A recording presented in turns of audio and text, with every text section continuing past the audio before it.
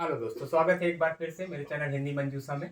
आज आपके सामने फिर से मैं व्यंजनों के प्रकार भाग 2 लेकर फिर से हाजिर हुआ हूँ। अभी पिछली ही वीडियो में मैंने आपको बताया था कि व्यंजन कितने प्रकार के होते हैं, व्यंजन क्या होते हैं, उसको कौन कौन से भागों में बांटा गया है। इस आधार पर अगर हम बात करते हैं तो आज भाग 2 हम पढ़ेंगे। इसमें आपका पहला जो आता है प्राणवायु के आधार पर वर्गीकरण। प्राणवायु क्या होता है? जब हम सांस को अंदर लेते हैं तब उसे हम अल्प प्राण बोलते हैं, जब सांस को हम बाहर छोड़ते हैं तब उसे हम महाप्राण कहते हैं। इस आधार पर अगर हम बात करते हैं तो व्यंजनों को हम 2 भागों में बांटते हैं। पहला है आपका अल्प प्राण। अल्प प्राण का मतलब ये होता है कि जब हम अपने श्वास को बाहर या कम से कम लेते हैं तब हम अल्प प्राण बोलते हैं। इसमें से अगर बात करते हैं व्यंजनों की तो इसमें प्रत्येक वर्ग का पहला, तीसरा और पांचवा वर्ण आते हैं। पहला वर्ण क्या है आपका? जैसे का है। तीसरा वर्ण क्या है आपका? गा है। और पांचवा वर्ण क्या है? अंगा है।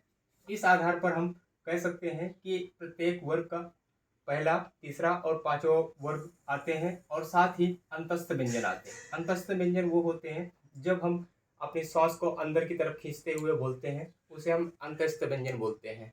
जिसमें से आपका पहला है या, रा, ला और वा। इस आधार पर ये सभी के सभी आपके प्राणवायु के आधार पर हम अल्प प्राण कह सकते हैं। इनकी संख्या है 30 होती है, जो कि अलग अलग तरीके से अलग अलग शब्दों को विभाजन के रूप में बांटा गया है। उसी तरह से अगर हम महाप्राण की बात करते हैं तो महाप्राण को हम इनकी संख्या 14 मानी जाती है। इसमें प्रत्येक वर्ण का 2 और 4 आता है। 2 और 4 का कहने का मतलब ये हुआ कि इसमें से पहला वर्ण अगर हम लेते हैं तो का और खा, खा आएगा।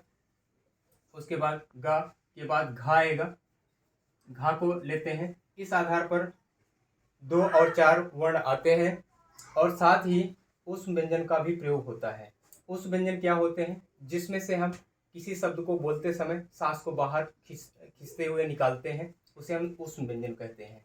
इसमें से आपका पहला आता है स, दूसरा आता है स, तीसरा आता है स और चौथा है आपका हा आता है। इस आधार पर आपका प्राणवायु के आधार पर 2 वर्गों में बांटा गया है।